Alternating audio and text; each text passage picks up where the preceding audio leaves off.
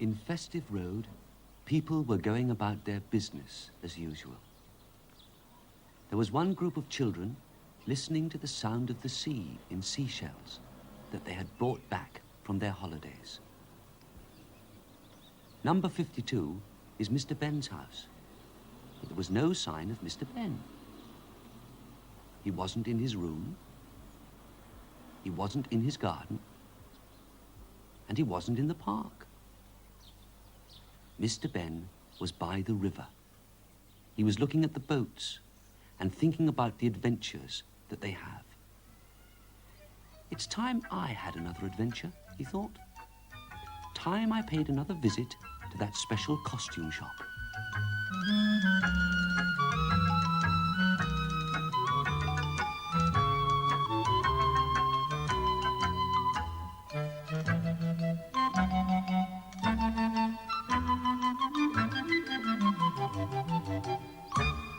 Inside the shop, as if by magic, the shopkeeper appeared. "Good morning, sir," he said. "What would you like to try today?" "Is that a frogman's underwater outfit?" said Mr. Benn. "Yes," said the shopkeeper. "Try it on." Mr. Benn took the outfit into the changing room. He quickly changed, and then he tried the special breathing tube that he had to use to swim underwater. Then he looked for the other door, the door that could lead to an adventure.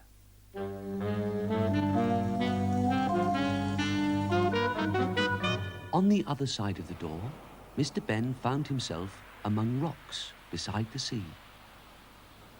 He walked to the water's edge. Just as he was about to jump in, there was a shout. "Hey, what are you doing?" The shout came from some sailors on a red boat. An underwater boat, thought Mr. Benn. A submarine. The captain of the submarine shouted again. "We are going to look for a monster. If you see the green submarine, you can say that we shall see the monster first. Look out, we're going to dive."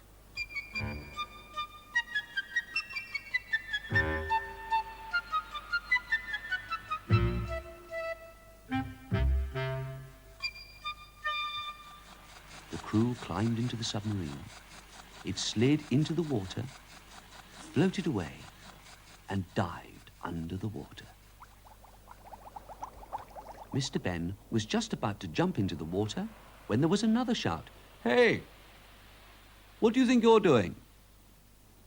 This time, Mr. Benn saw a green submarine. The captain shouted, "We are going to look for the monster. If you see the red submarine, you can say that we shall see the monster first. Look out, we're going to dive."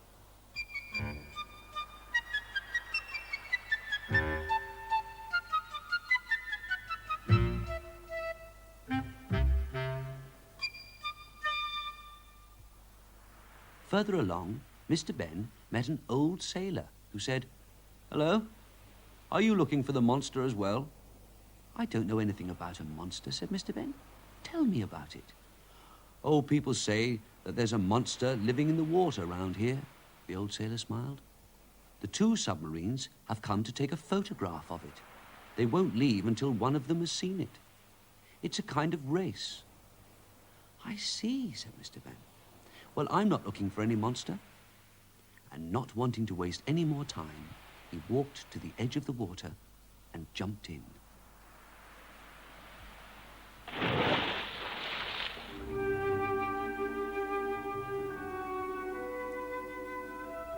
Swimming beneath the water was like being in a different world.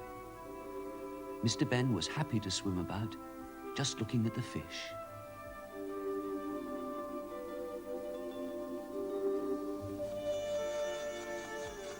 He had forgotten about the submarines until he saw the red one nearby.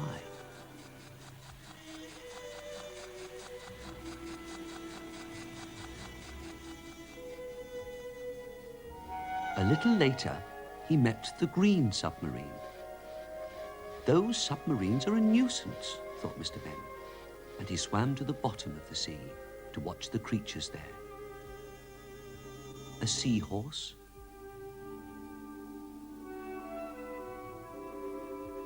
a dogfish,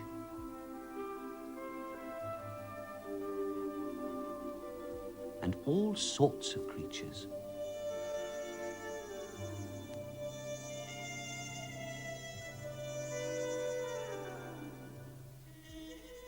Just as he thought that he had seen everything, he saw a mermaid. She was holding something to her ear. "Hello," he said.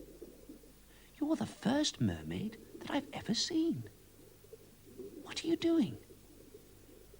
"I'm looking for a new shell for our King Neptune because it's his birthday today," she said.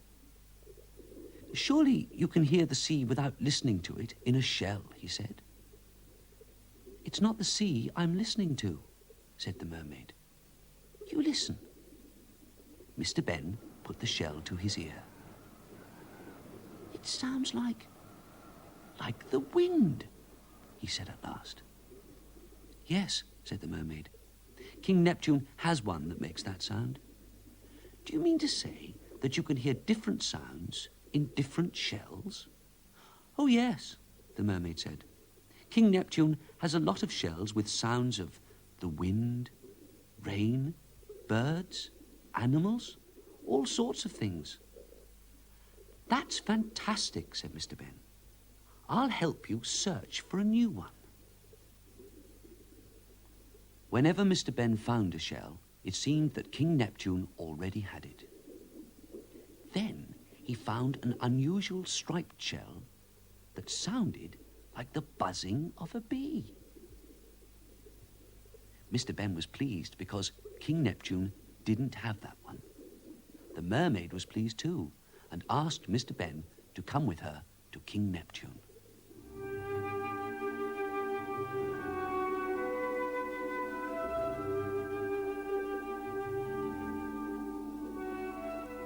Eventually, they came to King Neptune's cave. The king smiled when they said happy birthday to him, and he was delighted with the new shell. Beside King Neptune was a huge animal.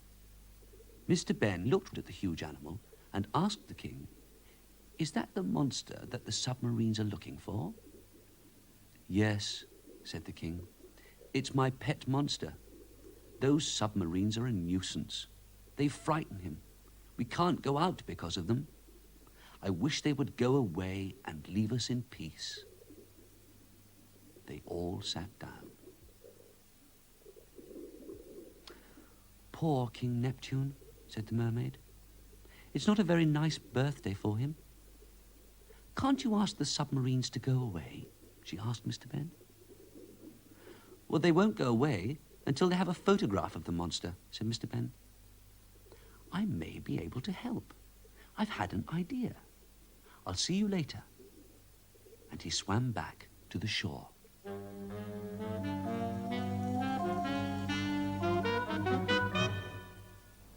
Once ashore, Mr. Benn soon found the green submarine. He asked the captain if he'd seen the monster yet. The captain said no, he hadn't. "You've probably frightened it away," said Mr. Benn. "Now, if you dressed up your submarine to look like a monster, it wouldn't be frightened and would come close enough for you to photograph it." The captain thought that was a good idea and told the crew to make a monster costume to cover the submarine.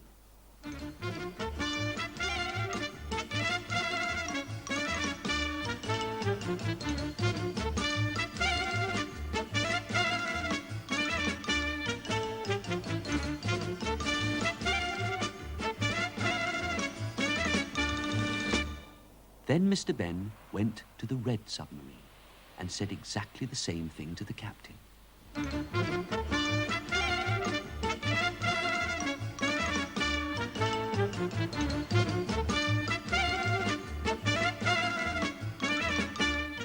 As soon as they were both gone, Mr. Benn swam back quickly to King Neptune's cave.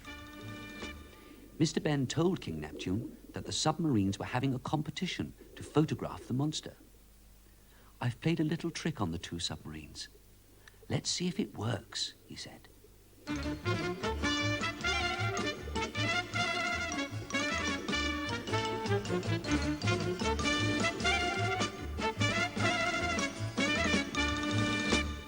Mr. Benn led the way, and they hid behind a huge pile of rocks. "Now watch," said Mr. Benn. In the distance, they could see a monster. "That's really the red submarine in a monster outfit," said Mr. Benn. Another monster appeared. "That's the green submarine," said Mr. Benn. The two submarine monsters swam around, taking photographs of each other.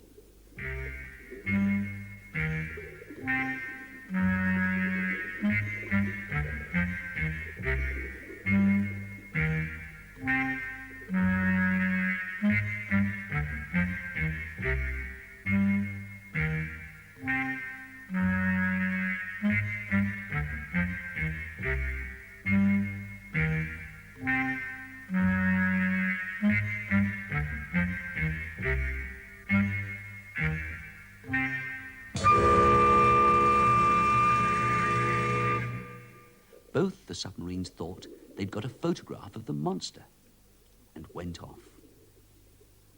King Neptune was delighted, and the monster gave Mr. Benn a ride back to the shore. At the water's edge, Mr. Benn waved goodbye and looked for the submarines. Sure enough, they soon came past. First the red one. When the captain saw Mr. Benn, he smiled and waved a photograph. Then the same thing happened with the green submarine.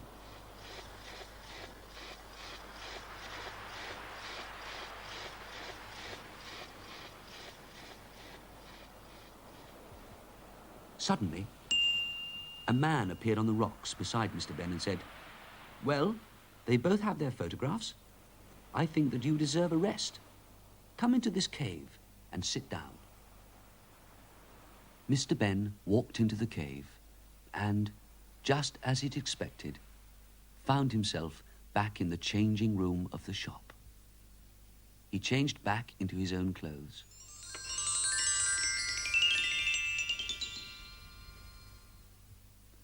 Mr. Benn returned the underwater outfit and thanked the shopkeeper, who said, "Look, there's a seashell stuck to this outfit, sir. Do you want to keep it?" "Thank you," said Mr. Benn. "It will make a good souvenir." Back in Festive Road, things were as busy as usual. There was one group of children saying "Happy Birthday" to a boy and looking at his presents.